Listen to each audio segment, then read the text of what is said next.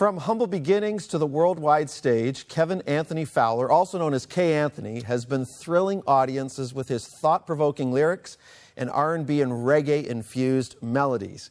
He's a multiple GMA Canada Award winner and 2024 Juno Award winner for his album Arrow. Welcome to 100 Huntley Street, K. Anthony. Good to have you here, my friend. Thank you for having me. Thank you. Thank you. Such an honor.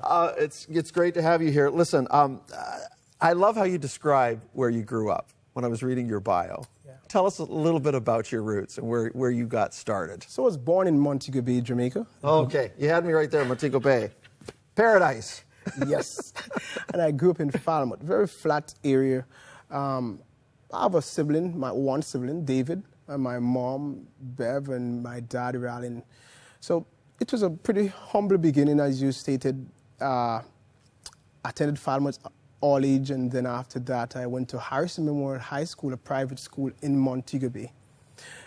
My start in music pretty much came when I almost drowned.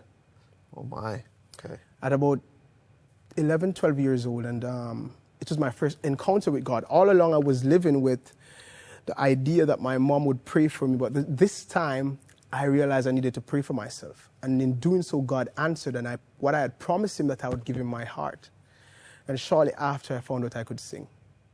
And that's where the journey began. Beautiful.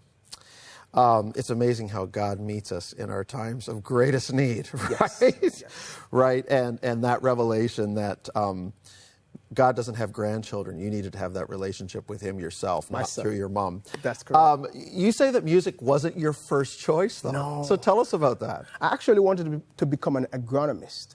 I only ended up in music because my mom made a suggestion. Okay. And I couldn't get accepted into the institution. Okay, first of all, I got to stop you there. What is an agronomist? It's something having to do with soil testing. Okay, yeah. Thank you, because I needed to be schooled on that. Okay, thank you. Perfect, okay. But God had other plans, right? You couldn't get into the school. Yes. Okay. And I think the Holy Spirit spoke through my mom. She said, why not do music for a year? I was blown away because I've always been passionate about music, but never thought about that. And so I enrolled into the program. I was only supposed to do it for a year, and I ended up completing the program. It's while doing the program, I started writing, and I started having different experiences that allow me to own the skill of songwriting and performance and ministering. I got signed in college, and I started the journey of recording. Amazing. Talk about some of the influences that have shaped your music today.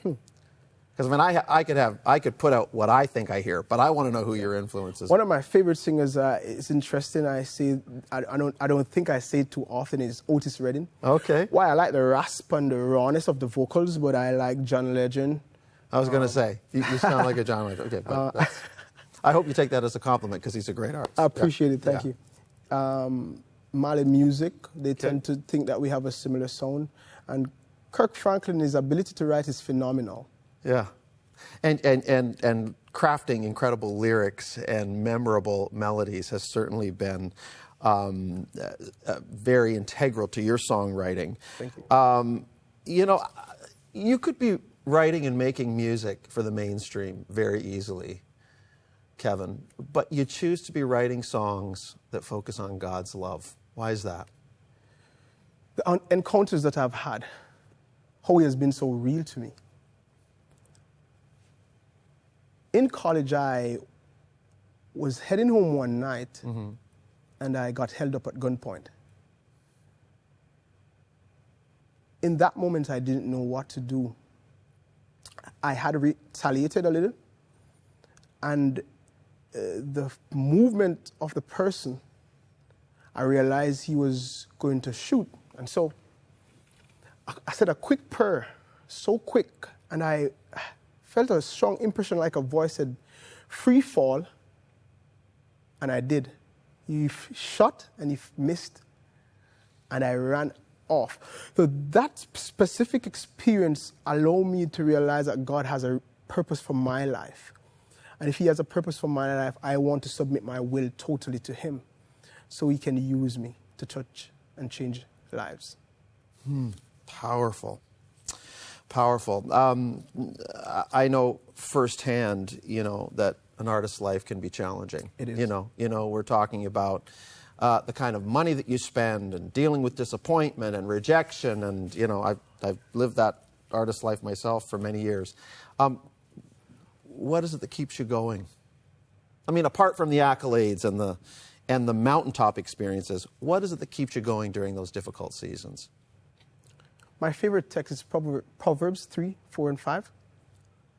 Trust in the Lord with all your heart and lean not to your own understanding, but in all your ways, not some, in all your ways acknowledge him, and he will direct your path. The journey is hard at times. I've gotten depressed, but in the moment I've learned to lean on him, knowing that he is faithful and he will take me along the path that he wants to take me. There's a song that I sang saying that I might never walk red carpets, I might not win any accolades, but I'm a billboard for Christ. That's what I am.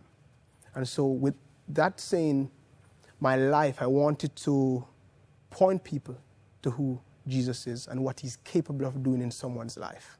Because it's out of your own experience that you write and you can testify, and there is no other story like a first-person story. And I love the fact that you write from that place, Kevin. And speaking of being a billboard for Christ, congratulations on your Juno Award win this year, 2024 album, Gospel Album of the Year.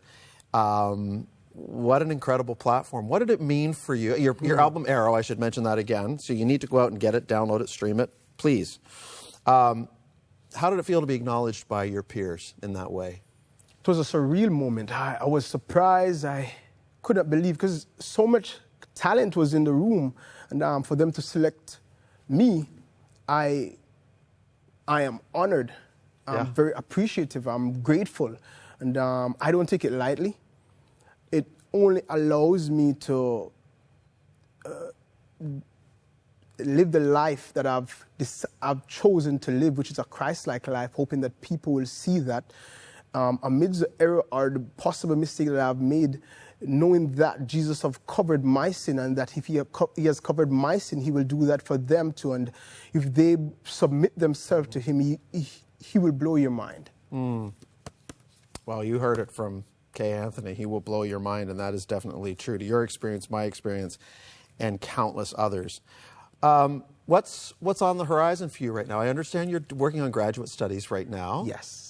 And I'm sure you've got some other creative things in the works. Yes. Tell us about that. I'm currently at Andrews University in Michigan. Okay. And I'm currently working on a project. I'm debating if I should title it Baptize Me or Miracle. I think I have probably about 9-10 songs, 7 to be released. Okay. And I think it's beautiful. Awesome. Okay, so I got to ask you this, from one musician to another. What's a dream collaboration for you? Everyone's got one. Maybe you've got a few. I think I'd love to do a song with John Legend. Okay. Possibly John, if you're watching. Mali Music, Kirk Franklin. Okay. And I grew up listening to Fred Hammond a lot. Okay. So those are all good choices, yeah. Kevin. Yeah, those are awesome. It's so great to meet you and to hear your heart for Jesus. You know, I hear it in your music. I hear it in even in your spoken word now. And I just love how you're using your gift to inspire hope and point people to Jesus. It's so powerful. We're looking forward to hearing some more of your music in this program. Thanks for being with us today, my friend. Thank you for having me. And looking forward to chatting with you again in the future. Same here. Thank you.